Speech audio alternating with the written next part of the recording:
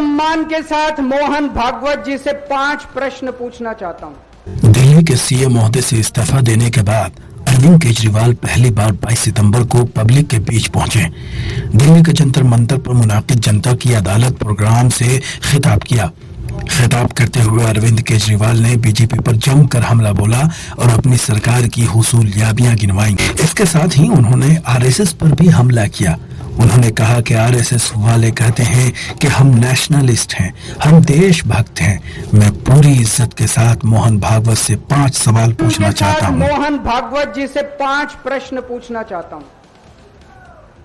पहला सवाल, जिस तरह मोदी जी मुल्क भर में लालच देकर या ईडी सीबीआई का डर दिखाकर दूसरी पार्टी के लीडरान को तोड़ रहे हैं, सरकारें गिरा रहे हैं, क्या ये मुल्क की जमहूरियत के लिए सही है?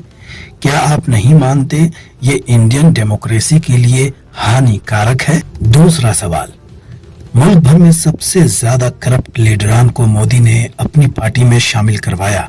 जिन लीडरान को कुछ दिन पहले उन्होंने खुद सबसे करप्ट बोला, जिन लीडरान को अमित शाह जी ने करप्ट बोला, कुछ दिन बाद उन्हें बीजेपी में शामिल करवा लिया। क्या आपने ऐसी बीजेपी का तस्वुर किया था? क्या इस तरह की सियासत पर आपका इत्तेफाक है?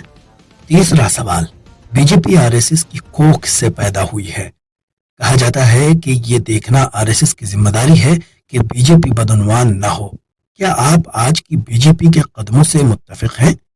क्या आपने कभी मोदी जी से ये सब न करने के लिए कहा? चौथा सवाल, चुनाव के दौरान जेपी नड्डा ने कहा कि बीजेपी को आरएसएस की जरूरत नहीं है, आरएसएस बीजेपी की मां की तरह है। क्या बेटा इतना बड़ा हो गया है कि मां को आंखें दिखाने लगा है? जिस बेटे को पाल पोस कर बड़ा किया, वजीर आजम बनाया, आज वो अपनी मदर इंस्टीट्यूशन को आंखें दिखा रहा है। जब जेपी नड्डा ने ये कहा तो आपको दुख नहीं हुआ? क्या आरएसएस के हर कारकुनान को दुख नहीं हुआ? पांचवा और आखिरी सवाल, आरएसएस बीजेपी ने मिलकर यह कानून बनाया था कि 75 साल का होने पर किसी भी शख्स को रिटायर होना है। इस कानून के तहत अडवाणी जी और मुरली मनोहर जोशी जी जैसे बहुत बड़े लीडरान को भी रिटायर कर दिया गया। अब अमित शाह जी कह रहे हैं कि वो रूल मोदी जी पर लागू नहीं होगा। क्या आप इससे इत्तेफाक रखते हैं कि जो रूल अडवाणी जी पर लागू हुआ वो मोदी जी पर लागू नहीं होगा? मेरा पहला प्रश्न है मोहन भागवत जी से, जिस तरह मोदी जी देश भर में लालच देके या ईडी और सीबीआई की धमकी देके डरा के दूसरी पार्टी के नेताओं को तोड़ रहे हैं, पार्टियां तोड़ रहे हैं, सरकारें गिरा रहे हैं, क्या यह देश के लिए सही है? मेरा दूसरा प्रश्न है उनसे, देश भर में सबसे भ्रष्टाचारी नेताओं को मोदी जी ने अपनी पार्टी में शामिल करवा लिया।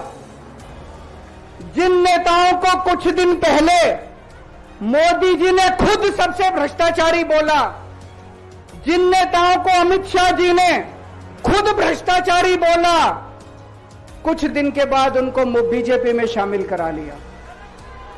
मैं मोहन भागवत जी से पूछना चाहता हूं, क्या इस प्रकार की राजनीति से आप सहमत हो?